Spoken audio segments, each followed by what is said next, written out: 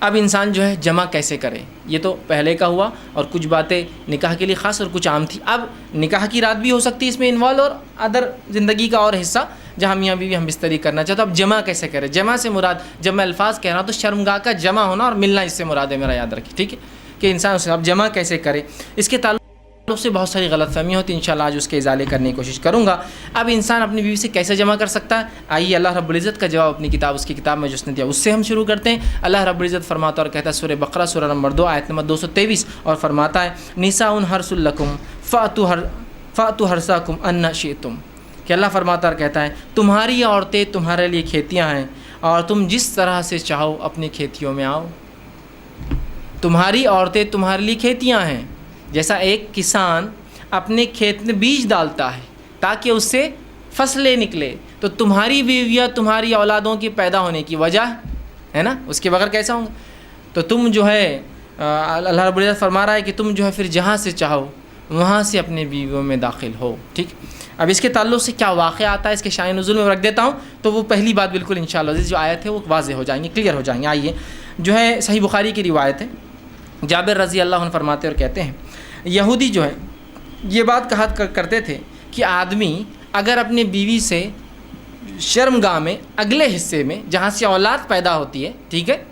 وہاں اگر ہم بستری پیچھے سے کھڑے رہ کر کرے، پیچھے ہو کر کرے بیوی کے، سمجھ رہے آپ بات کو، کہ اپنے بیوی سے صحیح جگہ مطلب شرمگاہ کا اگلا حصہ اس میں ہم بستری کرتا ہے جہاں سے اولاد پیدا ہوتی ہے، لیکن پیچھے سے کھڑے رہ کر کرتا ہے تو اس سے اولاد بھینگی پیدا ہوتی ہے، مطلب آنکھیں اس کی اسکوئنٹ جس کو کہتے ہیں، مطلب آنکھ ڈھلتی ہوئی یا دونوں آنکھ ڈھلتی ہوئی ہوتی ہے، بانگا جس کو عام زبان میں کہتے ہیں، ٹھیک ہے، یہ بھینگا جس کو بولتے ہیں، تو ویسا پیدا ہوتا ہے۔ جب یہ بات صحابہ تک پہنچی تو صحابہ نے رسول اللہ سے سوال کیا، اللہ کے رسول، یہودی کہتے ہیں کہ ایسا اگر کرنے سے بچہ بھینگا پیدا ہوتا ہے، اسکوئنٹ ہوتی ہے اس کی آنکھیں، ڈھلتی ہوئی ہوتی ہے، خراب ہوتی ہے، دونوں بیچ میں آ جاتی ہے، تو آپ صلی اللہ علیہ وسلم نے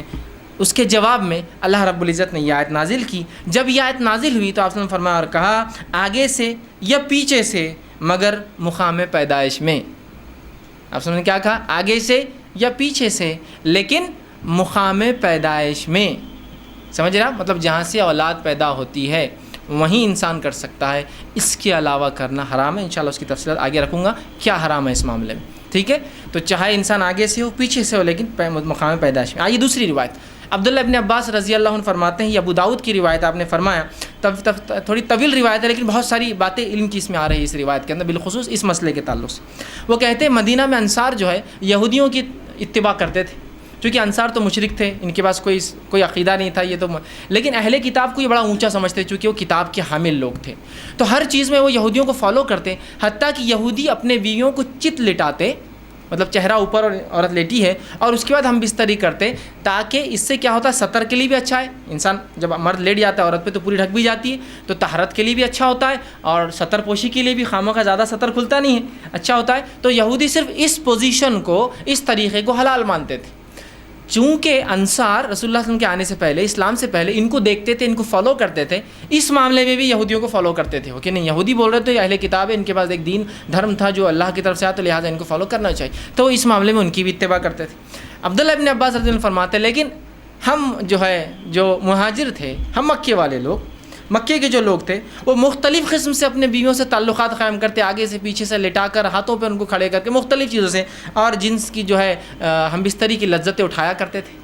لیکن جب مہاجر مدینہ پہنچے اور انصاریوں سے نکاح شروع کیا، اور جب ایک مہاجر نے ایک انصاری عورت سے نکاح کیا، اور نکاح کرنے کے بعد جیسا ان کا طریقہ تھا کہ وہ مختلف انداز سے، مختلف طریقوں سے صحیح جگہ ہم بستری کرتے، مطلب شرمگاہ میں، مطلب اگلے حصے میں کرتے، جب اس نے ڈیمانڈ کیا اس شخص نے، تو اس انصاریہ نے کہا ہم تو صرف ایک طریقہ اپناتے، اس عورت نے، وہ بھی صحابیہ تھی، وہ ہے چت لیٹنا اور تم اوپر سے رہو۔ اس نے کہا ایسا کیوں، ہم تو مختلف چیزیں کرتے ہیں اس میں، جس کو عام زبان میں بہرحال آسن کہتے ہیں، لوگ بہرحال سمجھتے ہیں آسن کہتے ہیں اس کو، شاید سنسکرت کا لفظ ہے یہ ہندی کا لفظ ہے، بہرحال تو ہم تو مختلف کرتے ہیں۔ تو انہوں نے کہا نہیں میں تو یہ کرنے نہیں دوں گی، جھگڑا بڑھ گیا، اس نے کہا میں تو ایسے ہی کروں گا، اس نے کہا ہمارے پاس یہ طریقہ نہیں، اور بات رسول اکرم صلی اللہ علیہ وسلم پہنچ گئی، اور پھر یہ آیت نازل ہو گئی، تمہاری بیویاں تمہاری کھیتی ہے، تم جہاں سے چاہو، مطلب جو مہاجر کر رہے تھے صحیح کر رہے تھے، مختلف پوزیشنز ہو سکتے ہیں لیکن اگلے حصے میں صرف پیدائش کے حصے میں انسان کر سکتا ہے۔ تو یہ روایت میں بہرحال بہت ساری باتیں آ گئی، اور بہت ساری بھی تو باتوں کا جواز ہمیں مل گیا ہے۔ آگے آئیے، اب اس معاملے میں جو ہے انسان جمع جو کرے، ہم بستری کرے تو لیٹ کر سکتا ہے، لیٹنے میں جتنی پوزیشنز ہو سکتی ہے وہ استعمال کر سکتا ہے۔ شرط ایک ہی ہے، وہاں انسان اپنی شرمگاہ کو داخل کرے، عورت کی شرمگاہ میں جہاں سے اولاد پیدا ہوتی ہے، ٹھیک ہے، وہی ایک جگہ ہے۔ دوسرا بیٹھ کر سکتا ہے، جتنی پوزیشنز ہو سکتی ہے اس کے لیے، شریعت نے اس سے کوئی ممانعت کا اظہار نہیں کیا، لیکن سب سے بہترین پوزیشن اولاد کی پیدائش میں اور اس میں سازگار ہونے میں وہی ہے جو عورت کو لٹا کر کرے، اس لیے کہ اس میں سیدھا مرد کی شرمگاہ اوپر سے ہوتی ہے اور اولاد کی پیدائش کے چانسز زیادہ ہوتے ہیں اس معاملے میں، بہرحال ٹھیک۔ اس کے بعد بیٹھ کر جتنے طریقے ہو سکتے ہیں، جتنی پوزیشنز ہو سکتی ہے، جس میں میں جو بتا رہا ہوں بات آپ سمجھ رہے ہیں کہ شرمگاہ مرد کی عورت سے ملے اور سامنے کے حصے میں آپ کے لیے جائز ہے۔ اسی طرح کھڑے رہ کر جو کچھ ہو سکتا ہے، اس میں کوئی ممانعت نہیں ہے، کراہت ہو سکتی ہے، ناپسندگی ہو سکتی ہے، لیکن ممانعت کسی میں بھی نہیں، حرمت کسی میں بھی نہیں۔ بیٹھ کر، لیٹ کر، کھڑے رہ کر کچھ بھی ہو سکتا ہے۔ ابھی بات کا ازالہ میں کر دوں، بہت سے لوگوں نے عجیب عجیب باتیں لکھ دی، اللہ ان پر رحم کرے، جس کی وجہ سے امت کو خواہ ایسی مشکلات اور تکلیفوں میں ڈالا جو شریعت نے نہیں دی، کہ کھڑے رہ کر کرے تو اولاد لنگڑی پیدا ہوتی ہے، بیٹھ کر کرے تو اولاد فلاں پیدا ہوتی ہے، پیچھے سے کرے۔ آج بھی میں کہہ رہا ہوں کہ اگر کوئی لڑکا بہنگا آ جاتا ہے جس کی آنکھیں اسکوئنٹ ہو، اس کی آنکھیں برابر نہ ہوں، تو عورتیں ایک دوسرے کو دھکا دے کے ہنستی مجلس ان کے ماں باپ نے کیا کرے تھے دیکھو بچہ۔ آج بھی میں کہہ رہا ہوں،